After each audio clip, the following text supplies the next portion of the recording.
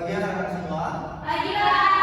Ya, apakah baik-baik saja hari ini? Baik. Ya, sebelum kita mulai pembelajaran bahasa Indonesia, silakan dibuka dengan doa untuk pembahasan pada doa coba. Baik teman-teman, sebelum kita mulai pelajaran, mari kita berdoa orang baik. Berdoa coba. Ya, terima kasih sudah membuka pembelajaran dengan doa. Yang pertama, Bapak ingin mengabsen dulu ya, anak-anak sekalian. Silakan untuk mengucapkan hadir di panggilan tangan. Yang pertama ini ada Duita. Hadir. Oke, selanjutnya ada Rara. Hadir. Hadir. Untuk Alia. Hadir.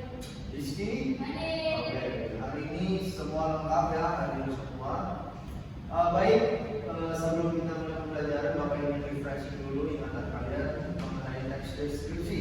Minggu lalu kita sudah membahas tentang teks deskripsi, kita sudah melihat contoh dari teks deskripsi. Saat ini Bapak ingin tanya sama kalian semua, ada yang tahu atau yang masih ingat pengertian dari teks deskripsi? Silakan angkat tangannya. Yang masih tahu? Pak. Ya, silakan Kiki. Teks deskripsi adalah teks yang menggambarkan suatu objek secara terperinci, Pak. Good. Berarti teks deskripsi adalah teks yang menggambarkan sesuatu atau objek secara terperinci. Baik, minggu ini kita akan melihat ya dan menentukan ciri isi dan tujuan dari teks deskripsi. Nah, yang pertama kita ingin mengetahui tentang ciri teksnya dulu ya dari teks deskripsi. Ciri tujuannya. Teks deskripsi menggambarkan objek dengan cara merinci objek secara subjektif atau melukiskan kondisi objek dari sudut pandang penulis. Bertujuan untuk menggambarkan atau menuliskan secara rinci dan penggambaran konkret mungkin suatu objek, suasana, perasaan atau hal-hal yang lebih sensitif sehingga pembaca seakan-akan melihat, mendengar atau mengalami yang dideskripsikan. Jadi kadang-kadang ketika kita mencoba menuliskan deskripsi, perhatikan untuk bisa merinci suatu objek yang kita tulis. Contohnya, ketika kita ingin menuliskan tentang laut, ya, usahakan untuk bisa merinci serinci mungkin bagaimana kita mendeskripsikan laut. Dan jangan lupa untuk memasukkan kata-kata yang sifatnya ada sisi emosionalnya, sehingga timbul perasaan-perasaan yang bisa digambarkan dalam teks deskripsi. Selanjutnya ini ada ciri yang lain, yaitu objek yang dibicarakan pada teks deskripsi bersifat khusus. Seperti yang tadi Bapak bilang, ketika kita mendeskripsikan laut, gitu ya, usahakan laut ini juga bisa kita deskripsikan secara khusus. Contohnya, di dalam laut itu ada apa ya kira-kira? Selain ada apa?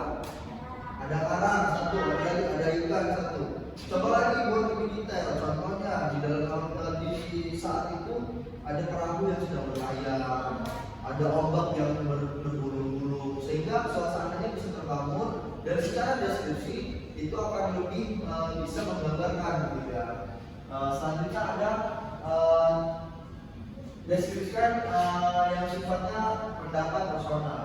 Ciri ini tergambar pada judul objek yang kita pakai. Seperti pada contoh ini ada judul Si Bagas Kunciku atau Ibuku Kebanggaanku. Nah, dari judul saja itu sudah sifatnya secara khusus, gitu ya, spesifik bahwa si Bagas ini adalah kucing dari si pemilik atau ibunya dari si penulis, gitu ya. Jadi kita sudah menentukan judulnya dari awal secara khusus, gitu ya. Selanjutnya ciri isinya. Nah, isi teks deskripsi diperinci menjadi perincian bagian dari objek. Isi teks dan deskripsi menggambarkan secara konkret. Apa sih secara konkret itu? Itu adalah menggambarkan wisata yang tidak akan dilakukan indahnya itu seperti apa. Menggambarkan ibu yang baik, kita konkretkan yang baik itu seperti apa. Contohnya, ibu yang baik. Kalau kita konkretkan ibu yang baik itu adalah satu, ibu yang mau bangun pagi lebih dulu untuk menyamakan sarapan untuk kita makan. Yang kedua, ibu rela untuk pergi ke pasar pagi-pagi buta hanya untuk memberikan kita sarapan. Yang ketiga, ibu rela begadang untuk menjahit baju kita yang bolong supaya besoknya kita bisa pakai baju itu. Nah, ini adalah hal-hal yang konkret yang bisa menggambarkan kebaikan seorang Jadi itu adalah satu ciri dari teks deskripsi, di mana dalam menuliskan teks deskripsi kita harus mengkonkretkan apa sih yang baik itu atau hal-hal lain kita harus bisa mengkonkretkan. Yang kedua, isi teks deskripsi bersifat personal dengan kasuhan emosi sehingga menggunakan kata-kata dengan emosi yang kuat. Nah, di dalam satu ini ada ombak menggempur, melahirkan pantai, juga lagu. Coba kalian perkaya diksi-diksi kalian, kata-kata kalian, sehingga kalian bisa menggambarkan emosi-emosi yang ingin kalian gambarkan. Contoh ketika kalian ingin menuliskan teks deskripsi tentang ibu, kalian bisa menulis ibuku adalah seorang yang mulia. Ia selalu bisa hadir di setiap waktu saat aku sedang terjatuh. Nah, di situ ada kata-kata emosional di mana kalian seolah-olah merasakan bahwa ibu adalah satu-satunya yang bisa hadir saat kalian sedang terpuruk, sedang jatuh, sedang butuh bantuan. Gitu. Hanya sosok ibu yang hadir. Nah, itu akan menambah sisi emosional. Nah, selanjutnya, ini adalah tujuan dari teks deskripsi. Tujuannya adalah menggambarkan objek dengan cara memprediksi secara subjektif atau melukiskan kondisi objek dari sudut pandang tertentu. Jadi yang perlu kalian pahami adalah dalam menulis teks deskripsi, sudut pandang yang dipakai adalah sudut pandang penulis. Selanjutnya, kalian akan menggambarkan objek secara rinci. Sehingga apa? Sehingga yang membaca nanti akan merasakan seolah-olah merasakan hadir di tempat itu dengan penulisan yang baik yang tentunya bisa menggambarkan suasana dan juga bagaimana objek itu digambarkan secara rinci. Nah, anak-anak, setelah penjelasan tadi, kalian ada yang ditanyakan tentang teks deskripsi ataupun ciri dari tujuannya? Ya, boleh, Pak. Berarti untuk teks deskripsi ini sesuai dengan personal. Ya, jadi mudahnya membedakan teks deskripsi dengan yang lain-lain adalah teks deskripsi ditulis dengan sudut pandang penulis, ya, sudut pandang penulis yang sifatnya personal. Dalam arti kalian berempat bisa sama-sama menggambarkan menulis tentang laut, gitu ya. Tetapi dari pengalaman pribadi kalian tersendiri, kalian pasti punya perasaan yang berbeda. Misalnya si Kiki punya pengalaman trauma saat di laut, sehingga dia menggambarkan laut itu dengan perasaan yang negatif, gitu ya. Dia tidak ingin lagi ke sana. Tetapi berbeda dengan Rara, gitu misalnya. Rara ketika berpengalaman dengan laut, dia merasakan happy, dia merasakan bahagia di laut, bahkan dia juga seakrab itu dari keluarganya ketika di laut, gitu ya. Jadi kesan yang tergambarkan saat menulis teks deskripsi antara Kiki dan Rara punya sisi yang berbeda, gitu, secara emosional dan cara penggambaran. Jadi itu yang bisa membedakan teks deskripsi, ya. Jadi kalian bisa memahami. Baik, Bapak anggap kalian sudah memahami bagaimana menentukan ciri-ciri tujuan teks deskripsi.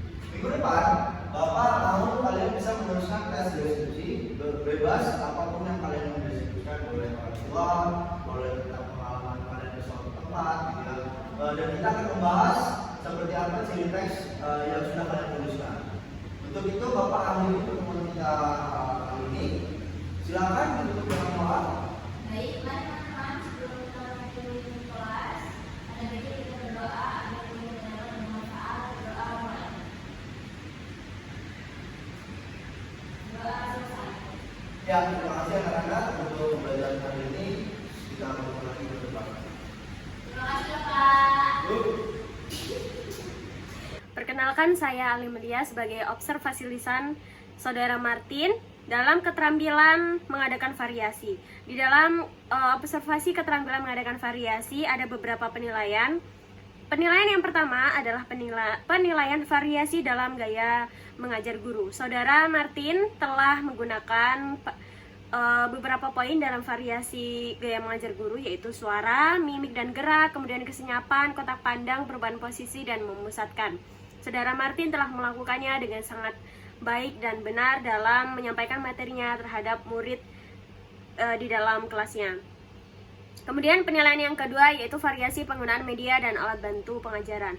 Saudara Martin telah menggunakan variasi visual, yaitu menggunakan alat bantu yang dapat dilihat seperti menulis di papan tulis, menunjukkan gambar atau benda, dan sebagainya.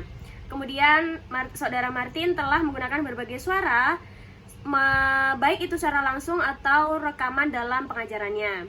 Kemudian Saudara Martin telah menggunakan alat bantu yang dapat dipegang dan dimanipulasi dalam menyampaikan atau memberikan kesempatan kepada siswa untuk membantu menyampaikan materi dalam pengajarannya.